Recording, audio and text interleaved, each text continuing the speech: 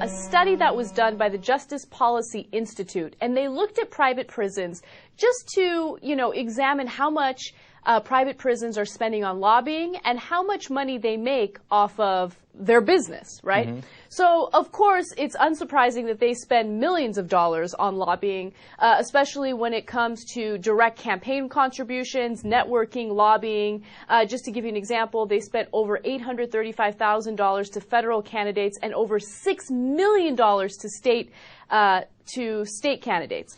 But Anna, having spent that money on politicians, I'm sure it had no effect because politicians make decisions based on principles and not campaign contributions. So you're not about to tell me that private prisons have actually increased the number of people that are in those prisons and hence making more money. That didn't happen, did it? Of course it happened. Really? I mean, everything is bought in the United States, right? That's what this whole show is about. Right. But what's incredible is when you really look at the numbers and the amount of people who are in prison now compared to just a few years ago, it blows your mind and it's angering because what they're doing is when they're lobbying, they're asking politicians to basically put people away in jail for longer and for small offenses. Mm-hmm. Okay, so they can make money off of it. So let me give you an example. Okay, the total number of people in prison increased less than 16% since 1997. Okay. Total number of people in prison, right? However, when it comes to federal private prison, that number increased 120%. Now, come on, think about that, come on. Okay, so private prisons somehow, magically, got 120% increase in the number of people they're taking in so they can make more money. And by the way, if they hadn't gotten that increase, the 16% number overall would have been lower. Right. You know what I'm saying? They're driving up the number for the whole country. Gee, I wonder how that happened. Could anybody in their right mind think that's a coincidence? That they just happen to spend all the money on these politicians and on laws that they push for that we're going to tell you about in a second. And they just coincidentally, that's what happened. And then all of a sudden they got more prisoners, and then they made more money. They made billions. Just a couple of companies alone made around, $3 billion? Okay? Well, funny how our system works. But don't worry, the politicians are principled, and they would never do anything for campaign contributions. This is the scariest story because, of course, so private prisons, they're like businesses. Of course they want to, make as much money as possible. But think about how that affects you as a citizen of the United States, okay? They're looking to put people away for minor offenses. Okay, for anything. That's why this war on drugs continues. It's because it's big business for these private jails, for these private prisons. So who knows what's next? Now all of a sudden you videotape a police officer and they're thinking about putting you away in jail. Right. Let me give you a couple of examples, right? First of all, two private prisons alone, Corrections Corporation of America and GEO Group, just last year made $2.9 billion.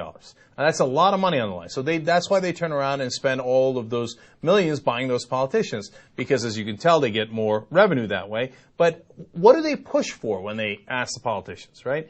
Many different things. Hey, you got to get tougher on crime. You got to get tougher on drugs, right? Oh, you should do longer sentences. No question, longer sentences, and arrest more people. So that's obvious, right? And they definitely push for that. And we see examples of that in this article. But the other thing that they pushed for example, in Arizona, was the new immigration law.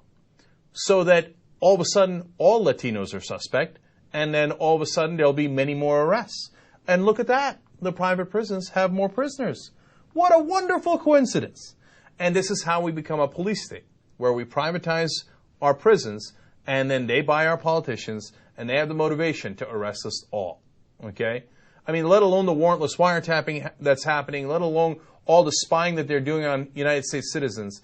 But now they have a profit motive behind putting us in prison, right or wrong. Now, I read this story and I thought, no, it's hopeless. Like, there's got to be a political revolution. There's no way around it. Because you can't undo this. Because once that virus gets in there, right, what are you going to do? I mean, they made $3 billion last year alone. Okay, they're profiting big time. So you're right. It's unstoppable. It's unstoppable because here's what somebody's not going to give up: $3 billion. Okay, so who's going to pass a law saying we can't have private prisons anymore and shut down those companies? They will spend every dime they have lobbying and buying politicians. And you know how easy it is to buy a politician. How are you going to find enough clean politicians to turn around on this one issue alone and say no more private prisons? No, instead, we're going to get more and more private prisons. In fact, in Florida, the thing that they're lobbying hardest on is to convert the entire state into a private prison system. Okay? And then the virus grows, and it grows, and it gets more powerful. The more powerful they get, the more money they have, the more politicians they buy, and the bigger they get, right? And let's say miraculously you fought incredibly hard, you turned the focus of the whole country on this issue, which you would never be able to do. It's a relatively minor issue, given everything else that's going on in the country. But you did it, you won, and you wiped out these prisons. All right, now there are 100 other viruses out there of private corporations abusing our system to get advantage for themselves and screwing over citizens of this country. How are you going to beat all those back? There's only one answer. Corporations are not human beings. They do not have any rights. They do not have any of the rights of human beings in the United States Constitution. They do not have freedom of speech rights. They cannot spend a dime on our politicians. Okay? And if they are caught spending a dime on our politicians, the CEO gets arrested. Okay? Now, all of a sudden, well, then they can't lobby the politicians. And then we're back in the ballgame on every issue. There's no other way to kill the virus. Okay? You got to go to the heart. Otherwise, we're going to lose on every issue. And then, by the way, we are by far and away the country that imprisons the greatest percentage of our population. Okay? I think except North Korea. Okay? But we're nip and tuck, I believe. Okay? I got to look into it. That's really depressing. Now, as this virus grows of private prisons, you think it's going to get better? No way. It's going to get worse and worse and worse.